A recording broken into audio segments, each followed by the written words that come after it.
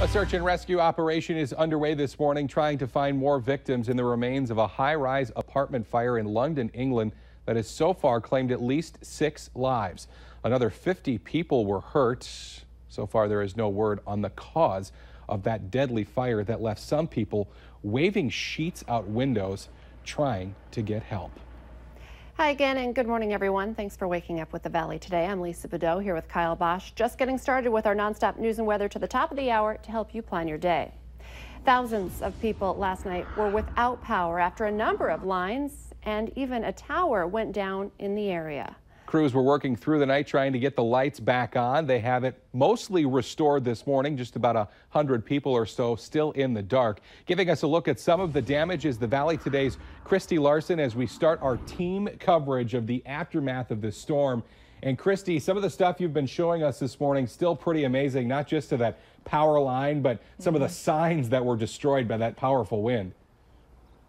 Yeah, you know, we had found a speed limit sign that got ripped off of the light post just on 25th Street South, and you could really tell that it had been ripped off because of the holes that you could see where the screws had been pulled into. But now we're standing inside of a backyard here in South Fargo. Again, we are just a little bit north of Davies High School, right off of 25th Street South, and it's actually 63rd Avenue. But this power line last night, you can see this huge tower bent in half, and that is from the wind. A technician actually was out here last night and said it's not from a lightning bolt. It is from the wind damage that people were experiencing last night. And you can just see the mangled up metal that it really does have there because it got kind of twisted around. Now, I talked with a neighbor and a homeowner whose backyard faces this and is right here where we're standing. And he said, surprisingly so, it didn't have a loud crack. It didn't have a loud pop. He said he just noticed it. He was the first person to call after it had happened. And he said they didn't actually lose power at his house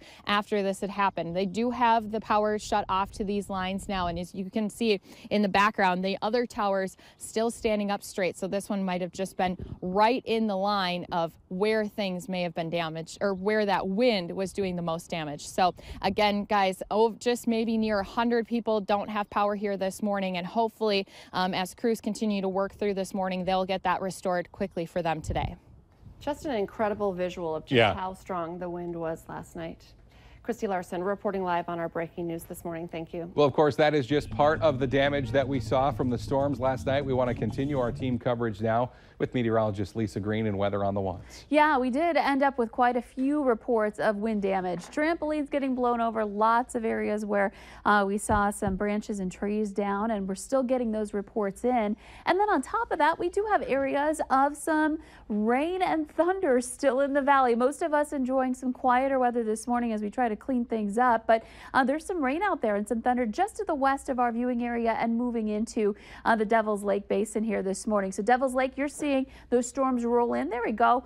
That's where the closest line is right now. You can see the movement of this to the northeast, and some of these could be producing some larger areas of heavy rain and even some hail potentially within those showers. Expanding the view, you could see that we've got some really quiet weather elsewhere. Things are looking great for us in the valley. Just a few clouds, perhaps even some fog that's developed overnight with all that extra moisture we received. We got about an inch, actually close to 2 inches of rain in Fargo. Some reports more than 3 to 4 inches of rain in the region. And again, we're adding to that up north. Just a close look at this again. We've got some lightning in western Benson and Towner, and putting some storm tracks on this line. A lot of the cells likely producing at least some heavy rain and potentially some small hail, and one that's working its way into Benson County. This one moving to the north at about 25 miles per hour could be producing close to a 1/4 inch diameter hail, at least in the upper levels of the atmosphere, making its way toward the Maddock area. So again, some rain showers there, and it looks like now the dense fog advisory was canceled. That's good to see. And we do have reports of some lower visibility in some areas in Cooperstown, a mile there, 4 in Jamestown. Your temperatures very mild, 64 degrees in Fargo, 62 in Grand Forks. Wind is out of the south at the moment and into the 20s for a couple of gusts. And for the rest of the day today, Quiet weather in the southern half of the valley, northern half of the valley. It will be a little bit more active. You're seeing that already this morning in the Devil's Lake area. That's where we're closer to that low that's moved north into Canada. So we're going to get some more cloud cover there. And in addition to that, some chances for some showers or thunder showers rotating around that low. Should be isolated, so not everybody getting hit, but the potential's there. By noon, temperatures getting into the 70s in a lot of spots. And by the time we get into the afternoon hours, we're looking at right around 80 degrees for your high temperature in the south. Up in the north, some low to upper 70s. And again, some more areas where there may be some rain and or thunder going on today. But again, nothing like the incredible weather we had yesterday. 70-mile-per-hour wind gusts, the tornadoes south of the valley, and in addition to that, some large hail that we had. So hopefully none of that coming up in the 7-day planner. One more system moving through Friday and Saturday that will be bringing us some rain and some thunderstorms. And then for Father's Day, I think that should clear out at least by the afternoon with temperatures that are cooler, 72 degrees. Here's Al with a traffic report. Well, Lisa, it looks like our community is getting after it this morning. Interstate 94 traffic is certainly brisk. Westbound I-94 in particular is actually quite busy this morning. Eastbound I-94, yeah, there's a fair amount of traffic activity out here. And northbound I-29, that's no slouch either. Travel speeds out here in the interstate generally right around 60 miles an hour or so. Just a quick reminder for you, we have new construction work on southbound Interstate 29. You need to be mindful of that because you're going to be losing the lane through that construction zone there at I-29 and 32nd Avenue South. Drive carefully today. And always, Al Ahmed, Valley Today traffic. Continuing our breaking coverage from overnight, fire crews in the Fargo-Moorhead area didn't get a lot of sleep overnight because of so many storm-related calls. Here's just one of them. It happened just after midnight on the 2100 block of 9th Avenue South. Crews are called out for a sparking power line. You can see high winds toppled a tree onto a power line. They were held above the ground, though, because both hit a second tree. If you had a high wind trouble overnight, be careful when you head outside today. Those winds overnight brought down trees, branches, even a few power lines, as we've been reporting. City crews have been working throughout the night on cleanup and repairs. Many parts of the valley will be drying out from some serious rain as well. Take a look at this. This was the scene last night in Castleton as people pulled over to take cover from the heavy rain.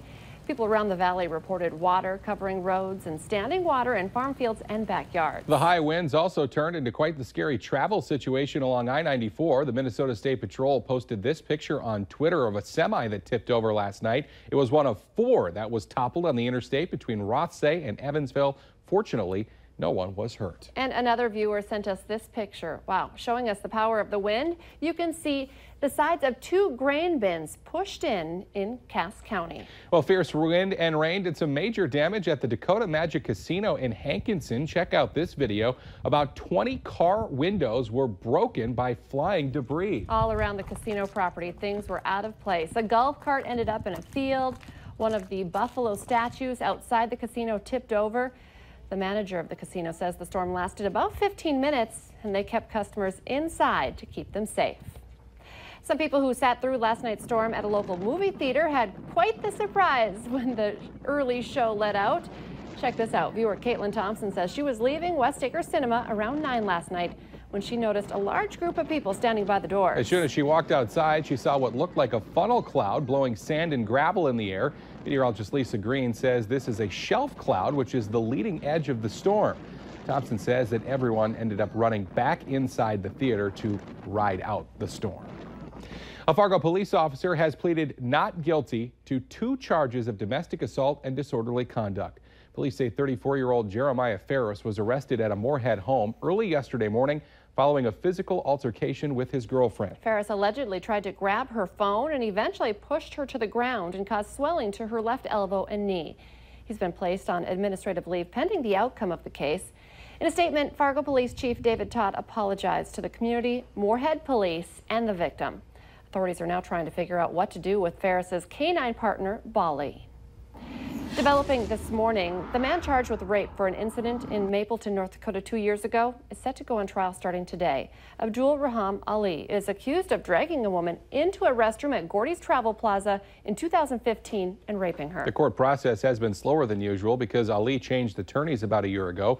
He also told the court through an interpreter that he does not understand what is happening, what his rights are, and what he's being charged with. His trial is set to start at 9 this morning. Let's get our answer now to our question of the morning on Facebook. Today's question: this happens close to 818 times per second during the summer season. The answer: a hot dog is eaten. Remember, you can take part in our question of the morning by heading to our Valley News Live Facebook page and joining the conversation throughout the day. Well, we've got one last check of our weather with meteorologist Lisa Green this morning, and maybe a little bit more rain for some people in the Northern Valley. Yeah, we've got some thunder showers trying to push into the Devil's Lake area here this morning, and we might see a couple more of those in the Northern Valley for today as well. Southern Valley, more sunshine, and we'll see temperatures around 80, maybe more of the same tomorrow as this low is slow to pull away and unsettled as the weekend approaches. The Today Show and CBS This Morning are just about to get started, but the Valley Today rolls on. We've got more live up-to-the-minute news and weather coming up right now on the Fargo CW.